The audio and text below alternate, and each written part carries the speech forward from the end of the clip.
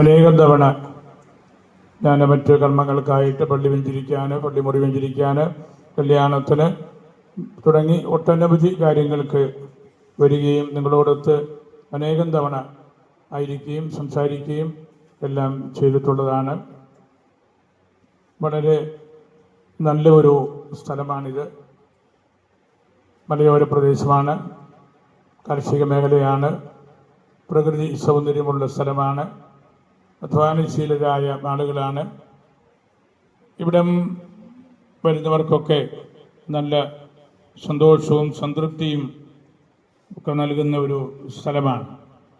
ഇവിടെ വരാനും മൂലമറ്റത്തിൻ്റെ ഭാഗമായിട്ടുള്ള ഈ ദേശവാസികൾ മൂലമറ്റം ടൗണിനോടും അതുവഴി പാലാരൂപതയോടുമെല്ലാം വളരെ നല്ല അടുപ്പം പുലർത്തുന്ന ഒരു സമൂഹമാണ്, ഇടവകയാണ് എന്നെനിക്ക് നന്നായിട്ട് മനസ്സിലാക്കാൻ സാധിച്ചിട്ടുണ്ട്. നമ്മൾ സഭയുടെ ജൂബിലി വർഷത്തിലാണ്. ഈശോ ജനിച്ചതിൻ്റെ 2025 വർഷങ്ങൾ നമ്മൾ ആഘോഷിക്കുകയാണ്.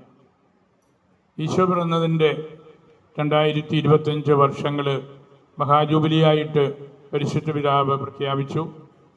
പ്രത്യാശ നമ്മെ നിരാശരാക്കുന്നില്ല എന്ന ആപ്തവാക്യം ഈ ഒരു വർഷം മുഴുവൻ നമ്മുടെ വീടുകളിലും ഹൃദയങ്ങളിലും മുടങ്ങിക്കേൾക്കാനാണ് പരിശുദ്ധ പിതാവ് ആഗ്രഹിക്കുന്നത്. അതോടൊപ്പം നമ്മുടെ രൂപത പ്ലാറ്റിനം ജൂബിലിയുടെ പകുതിയിലെത്തി. നമ്മളതിൻ്റെ പല തലങ്ങളിലുള്ള ആഘോഷങ്ങളൊക്കെ നടത്തി. ഇനി നമുക്ക് മിഷൻ മീറ്റ് മെയ് 10-ാം തീയതി പ്രവിത്താനത്ത് വെച്ചാണ്. അതിനുശേഷം സമാപനം നമ്മുടെ കത്തീഡ്രൽ പള്ളിയിൽ വെച്ചാണ്. ജൂലൈ മാസം 26-ാം തീയതി രാവിലെ 10 മണിക്കുള്ള സമൂഹബലിയാണ് സമാപനത്തിൻ്റെ പ്രധാനമായിട്ടുള്ള കാര്യം. അത് സംബന്ധിച്ചുള്ള കാര്യങ്ങളൊക്കെ ഇതിനോടകം തന്നെ നിങ്ങൾക്ക് തന്നിട്ടുണ്ട്. വീണ്ടും അതിൻ്റെ ഓർമ്മപ്പെടുത്തലുകൾ ഉണ്ടായിരിക്കും. ജൂബിലി സംബന്ധിച്ച്, പ്ലാറ്റിനം ജൂബിലി സംബന്ധിച്ച് നമ്മുടെ രൂപത ചെയ്ത ഏറ്റവും നല്ല കാര്യം ബഹുമാനപ്പെട്ട അച്ഛൻ ഇവിടെ സൂചിപ്പിച്ചു കഴിഞ്ഞു. Home mission. നമ്മുടെ രൂപതയിലെ 2 വീട് ഇടവകകൾ ഒഴികെ ബാക്കി എല്ലാ ഇടവകളിലും ഈ സിസ്റ്റേഴ്സ് ഹോം മിഷൻ നടത്തി. അത്ഭുതകരമായ ഒരു കാര്യമാണ് കേട്ടോ. ഇത്രയും വലിയ ഒരു കുടുംബ സമുച്ചയമുള്ള രൂപതയിൽ ഈ സിസ്റ്റേഴ്സ് എല്ലാ വീടുകളിലും പോയി അവരെ കേട്ടു. മണിക്കൂറുകൾ അവരുടെ പ്രയാസങ്ങൾ, സന്തോഷങ്ങൾ, അവരുടെ കൂട്ടത്തിലുള്ള പ്രാർത്ഥന, ഒന്നിച്ചുള്ള ഭക്ഷണം, അങ്ങനെ വളരെ വിപ്ലവകരമായ ഒരു കാര്യത്തിലേക്ക് നമുക്ക് രൂപതയെ നയിക്കാനായിട്ട് സാധിച്ചു. വലിയ ഉണർവ് ഉണ്ടാക്കിയിട്ടുണ്ട്. ഞാൻ രൂപതയിലുള്ള എല്ലാ സിസ്റ്റേഴ്സിനോടും നന്ദി പറയുകയാണ്. അവർ വലിയ ത്യാഗം അതിൻ്റെ പിന്നിൽ ഏറ്റെടുത്തിട്ടുണ്ട്. ഇത്രയും എണ്ണം വീടുകൾ സന്ദർശിച്ച് അത് വെറുതെ ഓടിച്ചാടി പോയല്ല. ആ വീട്ടിൽ പറയാൻ ആഗ്രഹിക്കുന്ന എല്ലാ കാര്യങ്ങളും കേട്ടിട്ടാണ് അവർ പോകുന്നത്. നമ്മൾ മറ്റൊരു വലിയ കാര്യം ചെയ്തുകൊണ്ടിരിക്കുന്നത് പാലാ ഹോം പ്രോജക്റ്റാണ്. നമുക്ക് 1400ഓളം വീടുകൾ പണിത് പൂർത്തിയാക്കി. ഇവിടെയും ഞാൻ ഹോം-പാല വീട് വെഞ്ചരിക്കാൻ പലതവണ കഴിഞ്ഞ വികാരിച്ചൻ്റെ കാലത്ത് വന്നിരുന്നല്ലോ. വലിയ കാര്യമാണ് നിങ്ങളത് ചെയ്തത്. 1400 പുതിയ വീടുകളെന്ന് പറയുന്നത് നിങ്ങൾക്ക് ചേട്ടന്മാർക്കൊക്കെ അറിയാം അതിൻ്റെ ബുദ്ധിമുട്ടുകൾ. ഒരു വീട് പണിയാനുള്ള പ്രയാസം നന്നായിട്ടറിയാവുന്നവരാണ് നിങ്ങളെല്ലാവരും. 1400 വീട്, 1 സെൻറ്റ് പോലും സ്ഥലമില്ലാത്തവർക്ക്, കിടപ്പാടമില്ലാത്തവർക്ക് നമ്മൾ ചെയ്തു കൊടുത്തു എന്ന് പറഞ്ഞാൽ ഞാൻ കരുതുന്നത് പാലാരൂപത നാളിതുവരെ ചെയ്ത ഏറ്റവും മഹത്തരമായ കാര്യം ഈ ഭവനങ്ങളാണ്. 1400 വീട്. ഇപ്പോഴും 150 വീടുകൾ പണിതുകൊണ്ടിരിക്കുകയാണ്. അതിനെല്ലാ വികാരിച്ചന്മാരും ചേട്ടന്മാരും സിസ്റ്റേഴ്സും മറ്റു ഗുണകാംക്ഷികളുമൊക്കെ അവർക്ക് സാധിക്കുന്ന വിധത്തിൽ അതിനോട് സഹായിച്ചതുകൊണ്ടാണ് നമുക്ക് ആ കാര്യങ്ങൾ ചെയ്യാനായിട്ട് സാധിക്കുന്നത്. ഈ ഇടവക അതിൻ്റെ വലിയൊരു മാതൃക കാണിച്ചു തന്ന സ്ഥലമാണ് എന്നുകൂടെ പറയാൻ ഞാൻ ആഗ്രഹിക്കുകയാണ്. ഇന്ന് സുവിശേഷം മത്തായിയുടെ സുവിശേഷമാണ് നമ്മൾ കേട്ടത്. മത്തായിയുടെ സുവിശേഷം സുവിശേഷങ്ങളിൽ വെച്ച് മുൻഗണനയുള്ള പ്രൈമസിയുള്ള സുവിശേഷമാണെന്ന് പറയാറുണ്ട്. ഏറ്റവും കൂടുതൽ അധ്യായങ്ങൾ, ഏറ്റവും കൂടുതൽ സംഭവ കഥകൾ, ഏറ്റവും വലിയ പ്രബോധനം, മലയിലെ പ്രസംഗം, ശിഷ്യന്മാരെ വിളിക്കുന്നത്, ഈശോയുടെ രൂപാന്തരീകരണം, ഒട്ടേറെ അത്ഭുതങ്ങളുടെ സാരസംഗ്രഹം തുടങ്ങിയ നിരവധി കാര്യങ്ങൾ ഉള്ള സുവിശേഷമായതുകൊണ്ടാണ് അതിനെ ഗോസ്പൽ വിത്ത് എ പ്രൈമസി എന്ന് പറയാറുള്ളത്. മനോഹരമായ സുവിശേഷമാണ്. കുഞ്ഞുങ്ങൾക്ക് പോലും മനസ്സിലാകത്തക്ക രീതിയിൽ മത്തായി സുവിശേഷകൻ അത് മിഴിവാർന്ന രീതിയിലാണ് എല്ലാം രേഖപ്പെടുത്തിയിരിക്കുന്നത്. മത്തായിയെ ഈശോ വിളിച്ചപ്പോൾ തന്നെ ഇതെല്ലാം മുൻകൂട്ടി മനസ്സിൽ കണ്ട് വിളിക്കുന്നത് പോലെ നമുക്ക് തോന്നും. ഇന്നത്തെ സുവിശേഷത്തിൽ നമുക്ക് വളരെ പരിചയമുള്ള ഒരു സംഭവമാണല്ലോ ശതാധിപൻ്റെ ഭൃത്യനെ ഈശോ സുഖപ്പെടുത്തുന്നത്. എല്ലാവരും കേട്ടിട്ടുള്ളതാണ്. അതിൻ്റെ വിശദാംശമാണ് ആ കേട്ട 12 വചനവും. അതിന് കൂടുതൽ വിശദീകരണത്തിൻ്റെ ആവശ്യം തന്നെയില്ല. ശതാധിപൻ എന്ന് പറഞ്ഞാൽ 100 പണിക്കാർ കീഴിലുള്ള ആളാണ്. 100 പണിക്കാർ. ശതാധിപൻ റോമ ഭരണകൂടത്തിൻ്റെ വലിയൊരു പ്രത്യേകതയാണ് ഇതുപോലുള്ള ശതാധിപന്മാർ ഉണ്ടായിരിക്കുക എന്നത്. 100 പണിക്കാർ വെച്ചുള്ള ഒരു മാനേജ്മെൻ്റ് ആയിരുന്നു അവരുടേത്. അങ്ങനെ 100 പണിക്കാരുടെ ഉടമസ്ഥൻ അല്ലെങ്കിൽ അതിനെ നിയന്ത്രിക്കുന്ന ആളിനെയാണ് ശതാധിപൻ എന്ന് നമ്മൾ മലയാളത്തിൽ വിളിക്കുന്നത്. അങ്ങനെയുള്ളൊരു ശതാധിപന്, അദ്ദേഹം വിജാതീയനാണ്, റോമക്കാരനാണ്, യഹൂദനല്ല, ജെറൂസലംകാരനല്ല, ഈശോയിലേക്ക് വന്നിട്ടില്ല, പക്ഷേ ഈശോയെക്കുറിച്ച് കേട്ടിട്ടുണ്ട്. അങ്ങനെയുള്ള ആ ഒരു കേൾവിയുടെ വെളിച്ചത്തിലാണ് അദ്ദേഹം കർത്താവിൻ്റെ പക്കൽ വരുന്നത്. അദ്ദേഹം വന്നത് അദ്ദേഹത്തിൻ്റെ കാര്യത്തിന് വേണ്ടിയല്ല. നമ്മളും പഠിക്കേണ്ട ഒരു കാര്യമാണ്. അദ്ദേഹത്തിൻ്റെ പണിക്കാരിൽ ഒരാൾക്ക് തളർവാദം പിടിപെട്ടു. അത് യജമാനന് വലിയ പ്രയാസമായി. സാധാരണ നേരെ തിരിച്ചാണല്ലോ. യജമാനന് തളർവാദം പിടിച്ചു, അതുകൊണ്ട് കർത്താവ് വന്ന് സുഖപ്പെടുത്തണമെന്ന് പറയാനും പണിക്കാർ വരുന്നത് സ്വാഭാവികമായിരിക്കാം. ഇത് യജമാനൻ ശതാധിപൻ വന്ന് പറയുകയാണ്, എൻ്റെ ഒരു പണിക്കാരൻ, എൻ്റെ ഒരു ഭൃത്യൻ തളർവാദം പിടിപെട്ട് കിടക്കുകയാണ്, അനങ്ങാൻ പറ്റുകയില്ല, ഭക്ഷണം കഴിക്കാൻ സാധിക്കുന്നില്ല, അതുകൊണ്ട് അങ്ങ് വന്ന് ഈ രോഗം മാറ്റിത്തരണം. വരണമെന്ന് അദ്ദേഹം നിർബന്ധിച്ചില്ല. അദ്ദേഹത്തിൻ്റെ ഒരു വിശ്വാസത്തിൻ്റെ പ്രത്യേകത, അദ്ദേഹത്തിന് അറിയാമായിരുന്നു ഈശോയുടെ ഒറ്റ വാക്ക് മതി ഇവൻ്റെ രോഗം മാറാനുണ്ട്. ഒറ്റ വാക്ക്, ഒരു വാക്ക് അരുളി ചെയ്താൽ മതി എൻ്റെ ഭൃത്യൻ്റെ തളർവാദം മാറുമെന്ന് നല്ലതുപോലെ അറിയാമായിരുന്നു. പക്ഷേ ഈശോ അവനെ പരീക്ഷിക്കാനായിട്ട് പറഞ്ഞു, ഞാൻ വരാം, ഞാൻ വന്ന് അവനെ സുഖപ്പെടുത്താം. അതാ ശതാധിപന് വലിയ പ്രയാസം പോലെ ഉള്ളിൽ വന്നു. അദ്ദേഹം മറ്റ് ജാതിയിൽപ്പെട്ട ആളാണ്. ഈശോ അവിടെ വന്നാൽ ഈശോ തന്നെ അശുദ്ധനാകും എന്നുള്ളതാണ് കീഴ്വഴക്കം. സംസാരിക്കാൻ തന്നെ പാടില്ലാത്തതാണ്. എങ്കിലും അത് കുറച്ചുകൂടെ ആളുകൾ അന്നത്തെ സാഹചര്യത്തിൽ മനസ്സിലാക്കി തുടങ്ങിയിരുന്നു.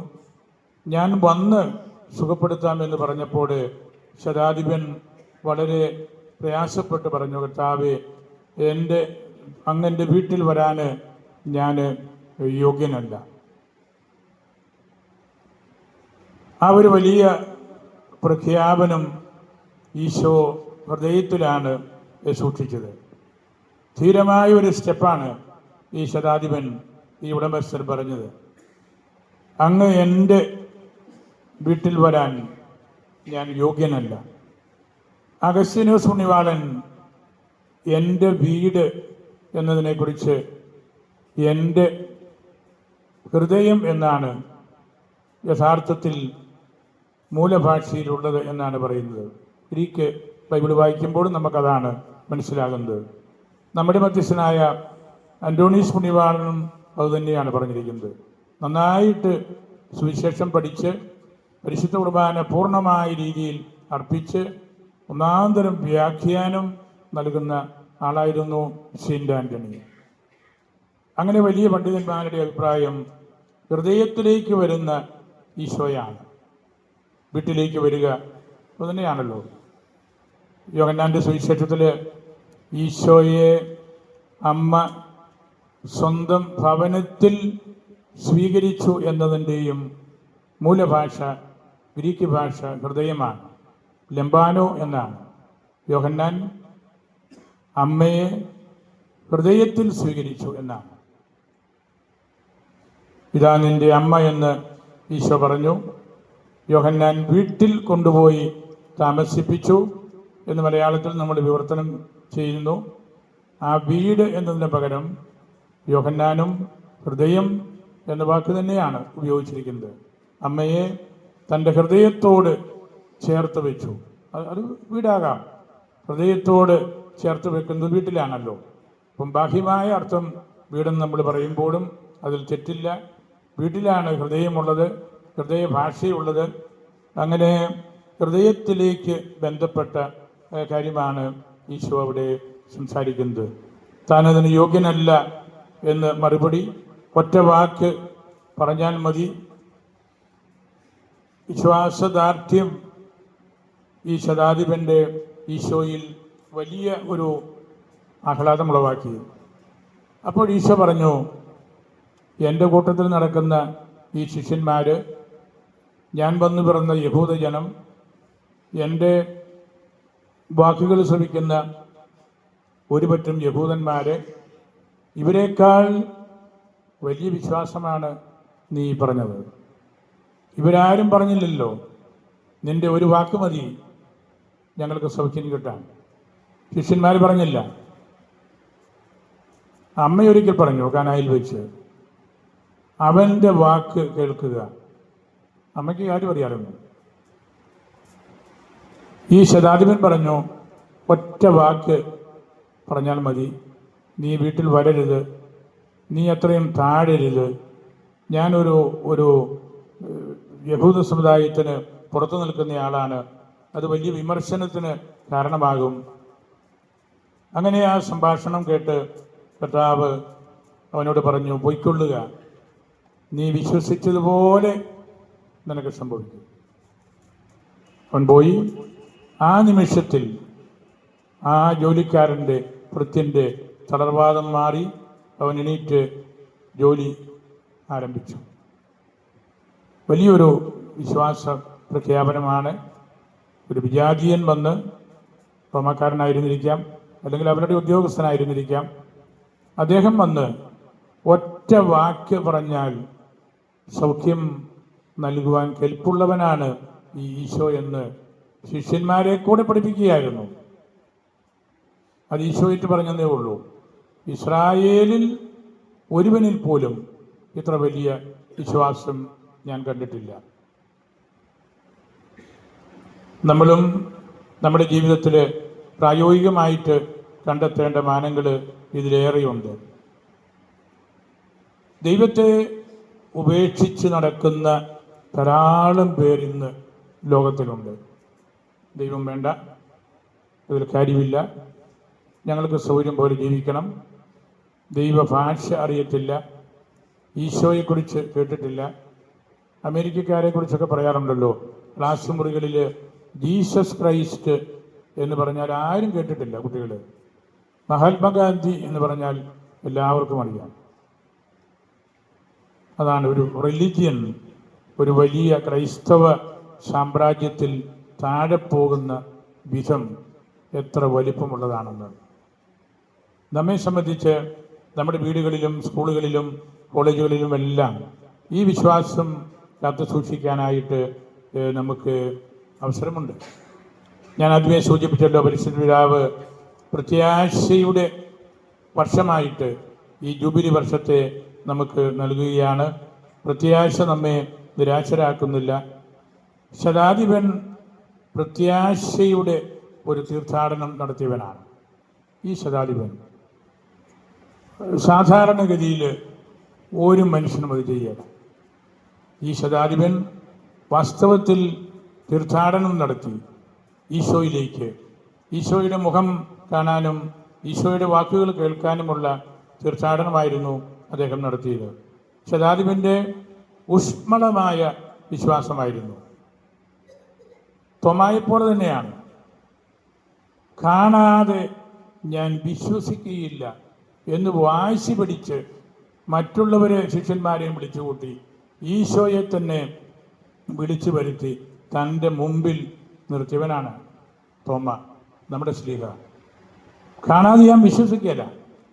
എനിക്കിതിന് അവകാശമുണ്ട്, നിങ്ങളെക്കാൾ അവകാശമുണ്ട്. ഞാനായിരുന്നു അവൻ്റെ കൂട്ടത്തിൽ പോയി മരിക്കാം എന്ന് നിങ്ങളോട് പറഞ്ഞത്. നമുക്കും പോയി മരിക്കാം എന്ന് നിങ്ങളോട് പറഞ്ഞത് ഞാനാണ്. അതുകൊണ്ട് അവൻ ഉയർത്തത് കാണാനുള്ള അവകാശം എനിക്കുണ്ട്. അങ്ങനെ നിർബന്ധപൂർവ്വം വിളിച്ചു വരുത്തി ഉത്ഥിതനെ കണ്ടവനാണ്. അതുപോലെ ഒരു നിർബന്ധ ബുദ്ധിയായിരുന്നു ഈ ശതാധിപൻ്റെയും. ഒറ്റ വാക്ക് നീ പറഞ്ഞാൽ ഈ ഭൃത്യൻ സൗഖ്യം പ്രാപിക്കും. ഭൃത്യന് വേണ്ടി രോഗസൗഖ്യം യാചിക്കുന്ന ഉടമസ്ഥൻ നമുക്ക് ഒരു മാതൃകയാകേണ്ടതാണ്. നമ്മുടെയൊക്കെ വീടുകളിലെ പണിക്കാരും അല്ലെങ്കിൽ നടക്കാൻ പറ്റാത്തവരും സാമ്പത്തിക വിഷമമുള്ളവരും എല്ലാം കാണും. നമ്മൾ അവർക്ക് വേണ്ടി കർത്താവിൻ്റെ മുമ്പിൽ യാചിക്കുന്നുണ്ടോ, പ്രാർത്ഥനകൾ നടത്തുന്നുണ്ടോ എന്നുള്ളതാണ് അതിൻ്റെ പ്രായോഗികമായ മാനം. നമ്മുടെ പ്രവർത്തന വഴികളിൽ സഹോദരങ്ങളെ നമ്മൾ കൂട്ടുപിടിക്കണം. നമുക്ക് ഇതര മതസ്ഥരുമായ ധാരാളം ആളുകൾ തിങ്ങിപ്പാർക്കുന്ന ഒരു സ്ഥലമാണിത്. പ്രതിസന്ധികളെ ദൈവികമായ വഴിയിലൂടെ നടന്ന് ഉത്തരം കണ്ടെത്തണം. നമ്മുടെ കുർബാനയിലും ഇതര ഉദാശകളിലുമെല്ലാം നമ്മൾ പങ്കെടുക്കുമ്പോൾ ഈ ഒരു നിർബന്ധ ബുദ്ധി, ഈശോ നമുക്ക്, എൻ്റെ മകന്, എൻ്റെ മകൾക്ക് സൗഖ്യം നൽകും എന്ന ആ ഒരു പൂർണ്ണ വിശ്വാസം വേണം. മദ്യം, മയക്കുമരുന്ന്, അശ്ലീലമായ കൂട്ടുകെട്ടുകൾ, പ്രാർത്ഥനാക്കുറവ്, മാതാപിതാക്കളോടുള്ള ബന്ധക്കുറവ് തുടങ്ങിയ ഒരുപാട് കാര്യങ്ങൾ മിക്ക വീടുകളിലുമുണ്ട്. അതുകൊണ്ട് നമ്മൾ വളരെ ഗൗരവതരമായ രീതിയിൽ മക്കളെയും മരുമക്കളെയും കൊച്ചുമക്കളെയും വളർത്തണം. അവരുടെ മേൽ നമ്മളുടെ നിരീക്ഷണം ഉണ്ടാകണം. കുട്ടികൾ സമയത്ത് വീട്ടിൽ വരുന്നുണ്ടെന്ന് മാതാപിതാക്കൾ ഉറപ്പുവരുത്തണം.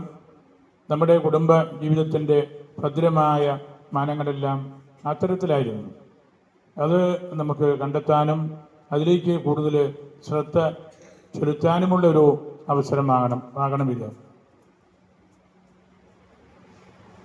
ഈ അടുത്ത നാളിൽ മരിച്ച റത്തർ ടാറ്റയെ കുറിച്ച് നിങ്ങൾ പത്രങ്ങളിലൊക്കെ വായിച്ചതാണ്.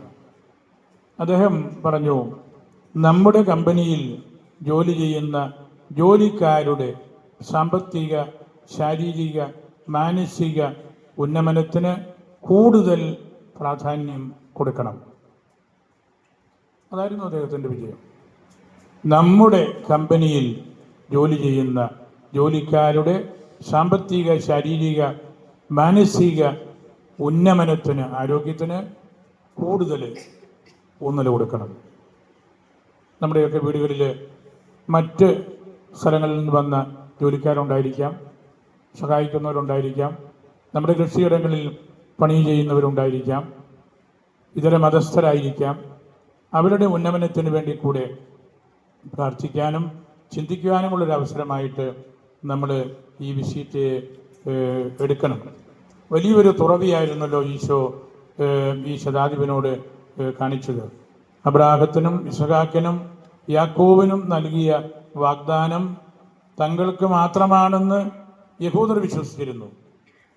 അത് അവർക്ക് മാത്രമല്ലെന്നും പലപ്പോഴും കിട്ടാണ്ട് പോകുന്നത് അവർക്കാണെന്നും ഈശോ പഠിപ്പിക്കുന്നു. അതാണ് ഇന്നത്തെ സുവിശേഷം. ദൈവത്തിൻ്റെ രാജ്യത്തിൽ കിഴക്ക് നിന്നും പടിഞ്ഞാറ് നിന്നും തെക്ക് നിന്നും വടക്ക് നിന്നുമെല്ലാം ആളുകൾ സ്വർഗത്തിലേക്ക് വന്ന് കയറും. ലോകത്തിൻ്റെ നടുവിലുള്ള ജെറൂസലംകാർ പലപ്പോഴും പിന്തള്ളപ്പെടും. അവർ തെറ്റിദ്ധരിച്ചിരിക്കുകയാണ് ഈശോ അവർക്ക് വേണ്ടി മാത്രമാണ് എന്ന്. അങ്ങനെ ഇന്ന് ഈ ശതാധിപൻ നമ്മളോട് സംസാരിക്കുന്ന പ്രായോഗികമായ കാര്യങ്ങൾ നമ്മൾ മറന്നു കളയരുത്. വളരെ പ്രധാനപ്പെട്ട, എല്ലാം പ്രായോഗികമായിട്ട് നമ്മെ പഠിപ്പിക്കുന്ന ഒരു തിരുവചന ഭാഗമാണ്. ഒരു ഉടമസ്ഥൻ ഒരു ജോലിക്കാരനോട് കാണിക്കേണ്ട കാരുണ്യം, ആ ഉടമസ്ഥൻ വിജാതീയനായിട്ടും ദൈവത്തോട്, ഈശോയോട് കാണിക്കുന്ന അടുപ്പം, ആ അടുപ്പത്തിലുള്ള അദ്ദേഹത്തിൻ്റെ ആഴമായ ഒരു ഒരു ഒരു നിശ്ചയദാർഢ്യം. എൻ്റെ വീട്ടിൽ വരരുത്, അങ്ങനെ നീ മോശക്കാരനാകരുത്, നീ ഒരു വാക്ക് പറഞ്ഞാൽ മതി, ആ വാക്ക് അക്ഷരാർത്ഥത്തിൽ ആ നിമിഷത്തിൽ പൂർത്തീകരിക്കപ്പെട്ടു എന്നതാണല്ലോ സത്യം. നമ്മളും നല്ലതുപോലെ പ്രാർത്ഥിച്ചാൽ, നല്ലതുപോലെ പരിശുദ്ധ കുർബാനയിൽ പങ്കെടുത്താൽ, നല്ല വാക്കുകൾ പറഞ്ഞാൽ എല്ലാം ഇതുപോലെ ഇരിക്കും. എല്ലാം ദൈവം നമുക്ക് സാധിച്ചു തരും. നമ്മളിന്ന് ഈ പരിശുദ്ധ കുർബാനയിൽ ഒന്നിക്കുകയാണ്. വിശുദ്ധ ദിവസങ്ങളിൽ സാധാരണ നമ്മൾ ഒരു കുർബാനയെ അർപ്പിക്കാറുള്ളൂ. ഏത് വലിയ പള്ളിയാണെങ്കിലും, പ്രവലങ്ങാട് പള്ളിയിൽ പോലും നമ്മളൊരു കുർബാനയെ അർപ്പിച്ചുള്ളൂ. 6000 പേര് ആ കുർബാനയിൽ പങ്കെടുത്തു. 3400 വീടുകളുള്ള കുടുംബമാണല്ലോ അത്. ഒറ്റ കുർബാന കുറച്ച് അസൗകര്യം നമുക്ക് വരും. വീട്ടിൽ അസുഖമുള്ള മാതാപിതാക്കൾ കാണും, അല്ലെങ്കിൽ അന്ന് പ്രത്യേക സാഹചര്യത്താൽ കുട്ടികളെ നോക്കേണ്ട ആവശ്യം വന്നേക്കാം. അങ്ങനെയുള്ള പ്രായോഗിക ബുദ്ധിമുട്ടുകൾ ഉള്ളപ്പോഴും നമ്മൾ വിശുദ്ധിയിൽ ഒരു കുർബാന എന്നത് എല്ലായിടത്തും തന്നെ ഒരു കീഴ്വഴക്കം പോലെ കൊണ്ടുവരികയാണ്. അതിനാണ് 1 യൂക്കറിസ്റ്റ്, 1 ബിഷപ്പ്, 1 ആൾട്ടർ, 1 കമ്മ്യൂണിറ്റി എന്ന് പറയുന്നത്. ഒരു മെത്രാൻ, ഒരു അൾത്താര, ഒരു കുർബാന, ഒരു സമൂഹം.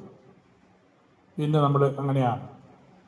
ഇവിടെ നിങ്ങളെല്ലാവരും തന്നെ ഈ കുർബാനയിൽ പങ്കെടുക്കുന്നുണ്ടെന്നാണ് ഞാൻ കരുതുന്നത്. നിങ്ങളെ താഴെ റോട്ടിൽ വെച്ച് കണ്ടപ്പോൾ ഞാൻ അത്ഭുതപ്പെട്ടു. വേറെ എവിടെയെങ്കിലും വല്ല സംഭവത്തിലും പോകാൻ ഇറങ്ങി നിൽക്കുന്നതാണോ എന്ന് ഞാൻ ഓർത്തു. ഇത്രയും ആളുകൾ ഇത്ര പ്രഭാതത്തിൽ ഇവിടെ വന്ന് നിങ്ങൾ ആകാംക്ഷയോടുകൂടി നോക്കി നിൽക്കുകയായിരുന്നു. എല്ലാവരും തന്നെ കാണും. വളരെ ചുരുക്കം പേരെ ഇതിൽ പങ്കെടുക്കാത്തവർ കാണുകയുള്ളൂ. നമുക്ക് പരിമിതികളേറെയുണ്ട്. എങ്കിലും കർത്താവ് ഉള്ളം കയ്യിൽ വെച്ച് വളർത്തുന്ന ഒരു ഇടവകയാണ്. നമ്മൾ കുർബാന കഴിഞ്ഞ് പള്ളിക്കകത്ത് തന്നെ മറ്റു സൗകര്യമില്ലാത്തതുകൊണ്ട് ചെറിയ ഒരു പൊതുയോഗം പോലെ കൂടും. അപ്പോൾ ഞാൻ പൊതുവായിട്ടുള്ള മറ്റു കാര്യങ്ങളെക്കുറിച്ച് ഏതാനും നിമിഷം സംസാരിച്ചുകൊള്ളാം.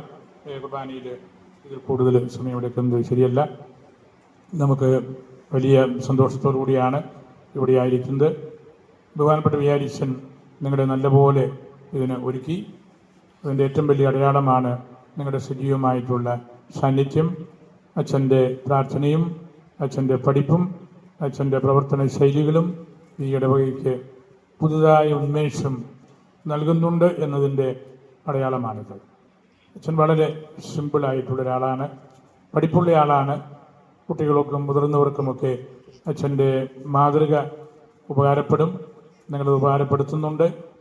നമുക്ക് ഈ വിശുദ്ധിയുടെ കാര്യം പറഞ്ഞപ്പോഴും അച്ഛൻ വളരെ സന്തോഷത്തോടു കൂടിയാണ് അത് കേട്ടതും അതിനു വേണ്ട ക്രമീകരണങ്ങൾ എല്ലാം ചെയ്തതും. ബഹുമാനപ്പെട്ട മൂലമറ്റം സിസ്റ്റേഴ്സ് ഇവിടെ വന്ന് നിങ്ങളെ സഹായിക്കുന്നുണ്ട്. അച്ഛൻ ആ കാര്യം പള്ളിയിൽ സൂചിപ്പിച്ചു. അങ്ങനെ നമ്മൾ സന്തോഷത്തോടും സമാധാനത്തോടും കൂടി കഴിയുകയാണ്. പരിശുദ്ധ കുർബാനയിൽ നമുക്ക് ഒന്നിക്കാം. തേടോറിൻ്റെ കുർബാന ക്രമമാണ് നമ്മൾ അർപ്പിക്കുന്നത്.